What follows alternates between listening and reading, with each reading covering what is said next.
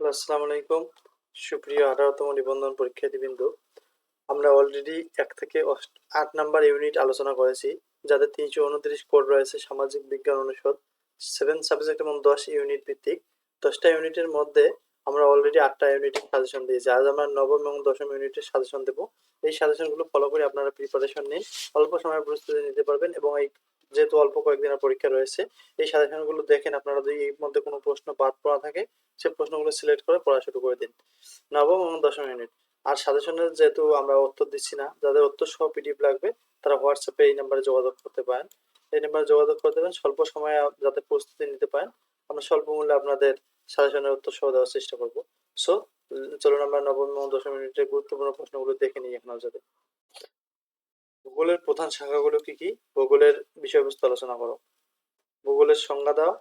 এগুলো ভূগোলের প্রধান শাখাগুলো কি কি? প্রাকৃতিক ভূগোল কি, এর বিষয়বস্তু আলোচনা করো। এরকম প্রশ্ন বিভিন্ন নিয়মে আসতে পারে। এভাবে দেখেন, ভূমিকম্পর কারণগুলো লেখো। আগ্নেয়গিরির সৃষ্টির কারণ ও ফলাফল লেখো। অথবা এরকমও থাকতে পারে 1, এখানে থাকতে পারে 3, এখানে থাকতে পারে 6, এরকম মার্কও দেওয়া থাকতে পারে। যে ভূমিকম্প বলতে কি বুঝো, থাকতে পারে। সুনামি কি, সুনামির সৃষ্টির কারণগুলো বর্ণনা করো। পরীক্ষা যেহেতু ওনারা উত্তরের প্যাটার্ন এভাবে দিছে যে মার্ক এরকম করে থাকবে, কোনো কোনো প্রথমে বলছে এখানে 2 থাকবে, এখানে থাকবে 3, এখানে থাকবে 5, এভাবে থাকতে পারে। সুনামি কি, সুনামি সৃষ্টির কারণগুলোর বর্ণনা দাও। দুর্যোগ ব্যবস্থাপনা চক্র এর বর্ণনা দাও। এরপরে দেখেন, ভূপ্রকৃতি কি, ভূপ্রকৃতি এর শ্রেণীবিভাগ আলোচনা করো। এরকম প্রশ্ন থাকতে পারে। আজ আমরা সাজেশনের শেষ ক্লাসটা দিচ্ছি। 10টা ইউনিটের সাজেশন আমরা অলরেডি দিয়ে দিলাম। যাদের প্রবলেম আছে তাদের দেখে নিতে পারেন কোনগুলো ইম্পর্টেন্স, তাহলে ধারণা হবে অবশ্যই। জলবায়ু কি, জলবায়ু বৈশিষ্ট্য সমূহ আলোচনা করো। এরকম প্রশ্ন হতে পারে অথবা এরকমও হতে পারে।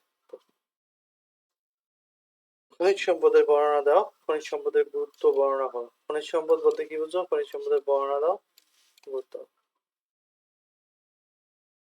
7 নম্বর, গ্রিন হাউস বলতে কি বুঝো? গ্রিন হাউসের কারণ ও প্রভাব বর্ণনা। এরকম প্রশ্ন হতে পারে। যেহেতু ওনারা অর্থাৎ এনটিআরসি কর্তৃক কোনো এখন পর্যন্ত কোনো কোশ্চেনের প্যাটার্ন কিন্তু দেয়নি, শুধু তারা মার্ক ডিস্ট্রিবিউশন বলছে যে এরকম থাকতে পারে।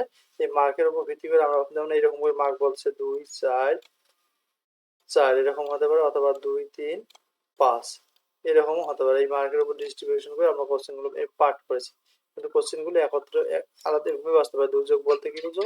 জ্বর বা শ্রেণীবিভাগ উল্লেখ করে, এরকম করে দিতে পারে। তাই আপনারা সিলেবাস, যেহেতু সিলেবাস দিয়েছে, সিলেবাস কমপ্লিট করেন, দেখবেন এখান থেকে অবশ্যই কমন পাবেন। So thank you for watching this video.